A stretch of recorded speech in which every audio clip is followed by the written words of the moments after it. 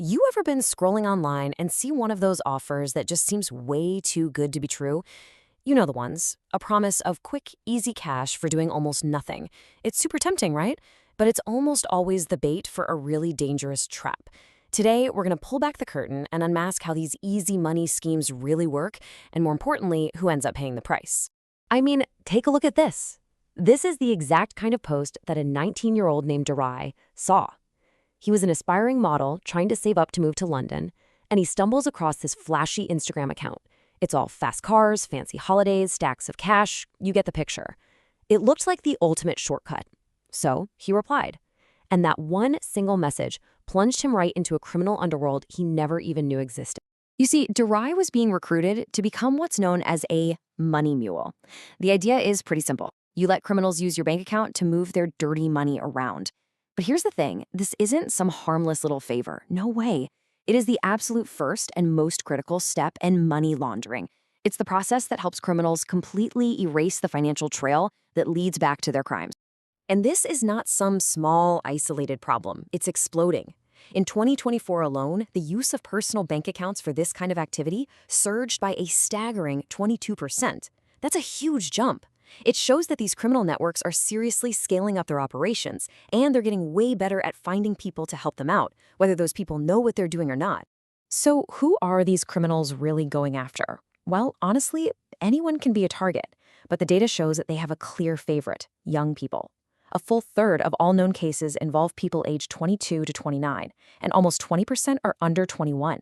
Why? Because recruiters prey on that desire for quick cash, and, crucially, they're banking on the fact that younger people might not realize just how serious the risks truly are. So how exactly do they do it? How do they convince someone to take that risk? Well, this isn't random. It's not just luck. These criminals follow a very specific, very calculated psychological playbook. It's designed from the ground up to manipulate you into their network. It all comes down to something called social engineering. And that's really just a fancy way of saying they manipulate you. They're not hacking systems, they're hacking people. They do it by exploiting our most powerful emotions, our fears, our desire for love or a connection, and of course that universal temptation of easy money. The whole game is about building a foundation of false trust. And this whole process usually unfolds in 4 distinct stages. First, you've got the setup. They create a believable lure, like a fake job ad that looks totally legit or a really convincing dating profile. Then comes the most important part: trust building. They might spend weeks, even months, grooming you, gaining your confidence. Only then, once they have you hooked, do they move to the pitch, making that seemingly innocent request to use your bank account. And the final stage? Extraction. That's the moment your account officially becomes a tool for their criminal enterprise. And you gotta know, these scams wear all kinds of disguises. The most common one is probably the fake work-from-home job that says you'll be processing payments. Another big one is the romance scam, where a new online love interest suddenly has a crisis and needs your financial help. But really, they'll use anything that works: fake lottery wins, investment schemes that are too good to be true, or even messages pretending to be a friend who's in trouble. Now, it might seem like just a simple bank transfer, right? But what you're really doing is becoming a key part of the financial pipeline for some really serious global crime. So where does this money actually come from, and where is it going? The recruiters, they sell you a lie, a very convincing one. They'll call it an easy online job, or say you're just helping out a friend. The truth? You're committing money laundering.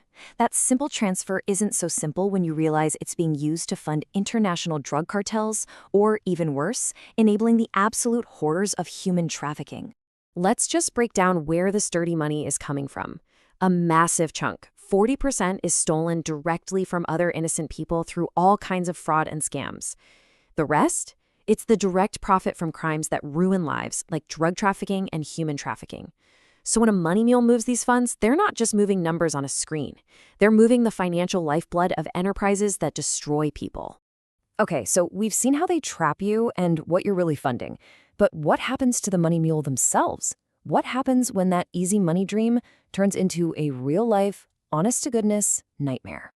Let's just start with the biggest, most severe consequence. In places like the UK, if you're convicted of money laundering, you could be sent to prison for up to 14 years. Just let that sink in. 14 years. That is a life-altering sentence for what might have seemed like a harmless act. And this is so important. Claiming you didn't know what was going on is not a get-out-of-jail-free card.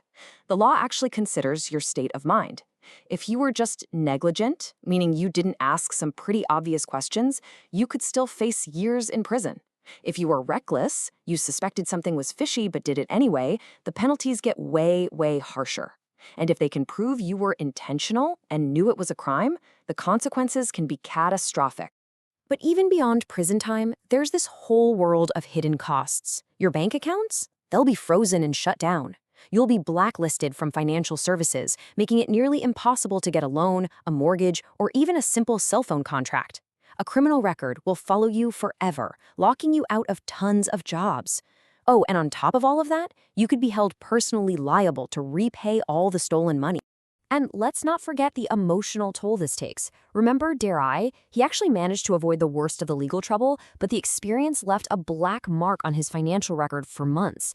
He said he was depressed, miserable, just constantly frustrated with himself for falling for it.